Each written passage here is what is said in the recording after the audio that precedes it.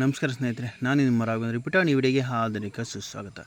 ಸ್ನೇಹಿತರೆ, ಇಂದಿನ ವಿಡಿಯೋದಲ್ಲಿ ಅನೇಕ ಥರದ ಗಿಡಮೂಲಿಕೆ ಮತ್ತು ಟ್ರಿಪ್ಪು ಮತ್ತು ಎಲ್ಲೆಲ್ಲಿ ವ್ಯಾಸ ಮಾಡಿದ್ವಿ, ಎಲ್ಲೆಲ್ಲಿ ಕಡೆ ಹೋಗಿದ್ವಿ, ಅದೆಲ್ಲ ನಿಮಗೆ ಸಂಪೂರ್ಣವಾಗಿ ವಿಡಿಯೋದಲ್ಲಿ ತೋರಿಸಿದ್ದೀವಿ ಯೂಟ್ಯೂಬ್ ಮುಖಾಂತರವಾಗಿ.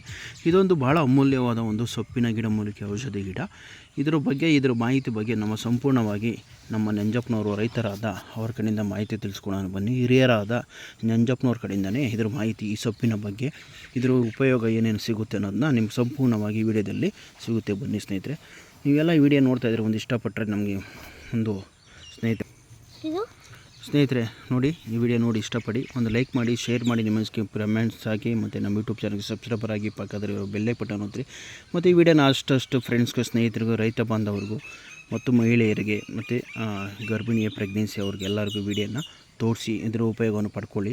ಇದರ ಉಪಯೋಗವನ್ನು ಸಂಪೂರ್ಣವಾಗಿ ವಿಡಿಯೋದ ಮುಖಾಂತರವಾಗಿ ನಾವು ತೋರಿಸ್ತೀವಿ.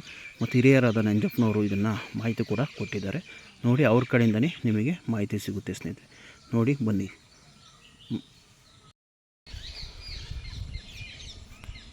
ನಂಜವ್ರೆ ನಮಸ್ಕಾರ. ಈ ಸೊಪ್ಪು ಏನಕ್ಕೆ ಯೂಸ್ ಆಗುತ್ತೆ ಅಂತೀರಾ? ಬಾಣಿತ್ಯರಿಗೆ ಅಂದರೆ ಹೆಂಗೆ, ಏನೇನು? ನಿಂಬೆ ಸೊಪ್ಪು, ಎಳ್ಳಿ ಸೊಪ್ಪು, ಈ ಸೊಡಂಗಿ ಸೊಪ್ಪು ಮೂರು ಅಂಡೆ ಒಳಕ್ಕೆ ನೀರಿನೊಳಗೆ ಹಾಕಿ ಕಾಸಿ ಸ್ನಾನ ಮಾಡಿಸ್ತಾರೆ 9 ದಿನಕ್ಕೆ ಬಾಣ್ತಿಯರಿಗೆ. ಮಾಡಿಸೋದ್ರಿಂದ ಏನು ಉಪಯೋಗ ಅಂತೀರಾ? ಶನಿ ಅದಕೊಳ್ಳೋದು. ಅಂದರೆ ನಿಮ್ಮ ಕಾಲದಲ್ಲಿ ಹಿಂದೆ ಮಾಡಿಸಿದ್ರಾ? ಯಾರಿಗಾನ ಇವಾಗೂ ಮಾಡಿಸ್ತಾರೆ, ಹಿಂದಿಂದ ಮಾಡಿಸ್ತಾರೆ, ಮೊದಲಿಂದನೂ ಮಾಡ್ತಾರೆ ಇದು.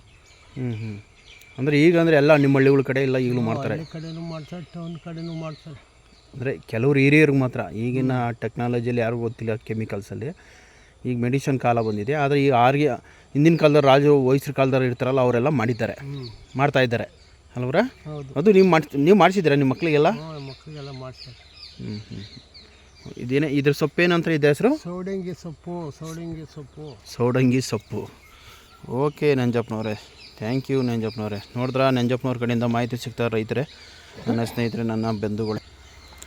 ನೋಡಿದ್ರಲ್ಲ ಸ್ನೇಹಿತರೆ, ಇದು ಸುಮಾರು ಹಿಂದಿನ ಕಾಲದಿಂದನೂ, ಸುಮಾರು ವರ್ಷಗಳಿಂದನೂ, ಸುಮಾರು ಒಂದು ಹೇಳ್ದಂಗೆ 20ನೇ ಶತಮಾನದಿಂದನೂ, ಸುಮಾರು ವರ್ಷಗಳಿಂದನೂ ಈ ಸೌಡಂಗಿ ಸೊಪ್ಪನ್ನು ಅಂಡೆ ಒಲೆಯಲ್ಲಿ ಹಾಕಿ ನೀರಲ್ಲಿ ಕಾಯಿಸ್ಬಿಟ್ಟು, ಅಂದರೆ ಬಾಣಂತಿಯರಿಗೆ, ಅಂದರೆ 9 ತಿಂಗಳ ಮಗು ಆದ ಮೇಲೆ ಅವ್ರಿಗೆ ಬಾಣಂತಿಯರಿಗೆ ಸ್ನಾನ ಮಾಡಿಸುವಾಗ, ಅಂದರೆ ಸನ್ನಿವು ಆಗಬಾರ್ದು ಅಂತ, ಅವ್ರಿಗೆ ತಾಯಿ ಮಗು ಚೆನ್ನಾಗಿರ್ಬೇಕು ಅಂದ್ಬಿಟ್ಟು ಈ ಸೊಪ್ಪನ್ನು ಅಂದರೆ ನೀರು ಒಲೆಗೆ ಹಾಕ್ಬಿಟ್ಟು, ನೀರು ಒಲೆ ಅಂದರೆ ಹಂಡೆ ನೀರು ಕಾಸ್ತಾರಲ್ಲ ಅದಕ್ಕೆ, ಅಂದರೆ ಸೌದೆ ಒಲೆಯಲ್ಲಿ ಅಂಡೆ ಇರುತ್ತೆ ಹಳ್ಳಿಗಳ ಕಡೆಯಲ್ಲಿ, ಆ ಅಂಡೆ ಒಲೆಗೆ ಹಾಕ್ಬಿಟ್ಟು ನೀರನ್ನು ಕಾಯಿಸ್ಬಿಟ್ಟು, ಅವ್ರು ಹೇಳಿದ್ರು ನಂಜಪ್ಪನವರು,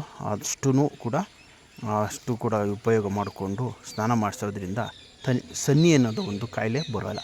ಅದು ಸನ್ನಿ ಅನ್ನೋದು ಒಂಥರ ಮೂರ್ಛೆ ರೋಗ ಥರ, ಕಿವಿ ಕೆಲಸಲ್ಲ, ಕಣ್ಣು ಒಂಥರ ಮೂರ್ಛೆ ಹೋದಂಗೆ ಆ ರೋಗ. ಅದು ಕಿವಿನೇ ಕೆಲಸಲ್ಲ, ಕಿವಿಯೆಲ್ಲ ಬೆಚ್ಚಗಾಗುತ್ತೆ, ಕಿವಿ ಸೋಂಡೆ ಬರೋಲ್ಲ, ಅದು ವಾಯ್ಸು ಒಂಥರ ಬ್ರೇಕ್ ಆಫ್ ಆಗುತ್ತೆ. ಅದೇ ಸನ್ನಿ ಕಾಯಿಲೆ ಅಂತ ಹೇಳ್ತಾರೆ. ಆ ರೋಗಕ್ಕೆ ಇದನ್ನು ಸೌಡಂಗಿ ಸೊಪ್ಪು ಅಂತಾರೆ. ಇದ್ರ ಉಪಯೋಗ ಇದನ್ನು ನೀವು ಮಾಡ್ಕೊಳ್ಳಿ ಸ್ನೇಹಿತರೆ. ಇದರ ಅನೇಕ ನನ್ನ ರೈತ ಬಾಂಧವರು, ಸ್ನೇಹಿತರು, ಫ್ರೆಂಡ್ಸು ಈ ವಿಡಿಯೋನ ಆದಷ್ಟು ಎಲ್ಲರಿಗೂ ಶೇರ್ ಮಾಡಿ. ಮತ್ತು ಅತಿ ಹೆಚ್ಚಾಗಿ ಸಿಟಿ ಜನಕ್ಕೆ ಮತ್ತು ಹೆಣ್ಮಕ್ಳಿಗೆ, ಪ್ರೆಗ್ನೆನ್ಸಿಯವ್ರಿಗೆ ಮತ್ತು ಬಾಣಂತಿಯರಿಗೆ ವಿಡಿಯೋ ತೋರಿಸಿದ್ರೆ ಉಪಯೋಗ ಇದು ಎಲ್ಲ ಹಳ್ಳಿಗಳ ಕಡೆಯೂ ಇರುತ್ತೆ, ಎಲ್ಲ ತೋಟಗಳಲ್ಲೂ ಇರುತ್ತೆ, ಹಳ್ಳಿಗಳ ಬದುಗಳಲ್ಲಿ ಮತ್ತು ಬೇಲಿ ಗಿಡಗಳಲ್ಲಿ, ಬೆಟ್ಟ ಗುಡ್ಡಗಳಲ್ಲಿ ಎಲ್ಲ ಕಡೆಯೂ ಈ ಸೊಪ್ಪು ಇರುತ್ತೆ, ಸೌಡಂಗಿ ಸೊಪ್ಪು. ನೋಡ್ಕೊಳ್ಳಿ ಸ್ನೇಹಿತರೆ, ಇದೇ ಥರ ಸೊಪ್ಪು ಸೌಡಂಗಿ ಸೊಪ್ಪು. ಎಲೆ ಸಣ್ಣದಾಗಿದ್ದಾಗ ದಪ್ಪವಾಗಿರುತ್ತೆ, ಬೆಳೀತಾ ಸಣ್ಣದಾಗಿ ಚಿಕ್ಕದಾಗಿ ಎಲೆ ಇರುತ್ತೆ, ನೋಡ್ತಾ ಇರ್ಬೋದು. ಆ ಎಲೆನೂ ಹಾಗೇ ಇರುತ್ತೆ, ನೋಡ್ತಾ ಇದ್ದೀವಿ. ಎಷ್ಟು ಚೆನ್ನಾಗಿದೆ ನೋಡಿ ಸ್ನೇಹಿತರೆ. ಇದು ಸ್ಮೆಲ್ಲು ಇದೆ, ಒಂಥರ ಬ್ಯಾಡ್ ಸ್ಮೆಲ್ ಬರುತ್ತೆ. ಆದರೆ ತುಂಬ ಒಂದು ಆಯುರ್ವೇದಿಕ ಔಷಧಿ ಗಿಡಮೂಲಿಕೆ ಸೊಪ್ಪು. ಈಗಲೂ ಕೂಡ ಮಾಡ್ಕೊಳ್ತಾ ಬಂದಿದ್ದಾರೆ ಹಿರಿಯರು, ಇನ್ನು ಮುಂದೆನೂ ಮಾಡ್ತಾಯಿದ್ದಾರೆ, ಈಗಲೂ ಕೂಡ ನಡ್ಕೊತಾ ಬಂದಿದ್ದಾರೆ. ನೀವು ಮಾಡ್ಕೊಳ್ಳಿದ್ರೆ ಉಪಯೋಗ ಪಡ್ಕೊಳ್ತಾ ಹೇಳ್ತಾ ಸ್ನೇಹಿತರೆ, ನಿಮ್ಮೆಲ್ಲರ ನಾನು ನಿಮ್ಮ ರಾಘವೇಂದ್ರ ಈ ವಿಡಿಯೋ ಮತ್ತೆ ಇಲ್ಲಿಗೆ ಮುಗಿಸ್ತಾ ಇದ್ದೀನಿ ಸ್ನೇಹಿತರೆ. ಮತ್ತೊಂದು ವಿಡಿಯೋದಲ್ಲಿ ಸಿಗೋಣ.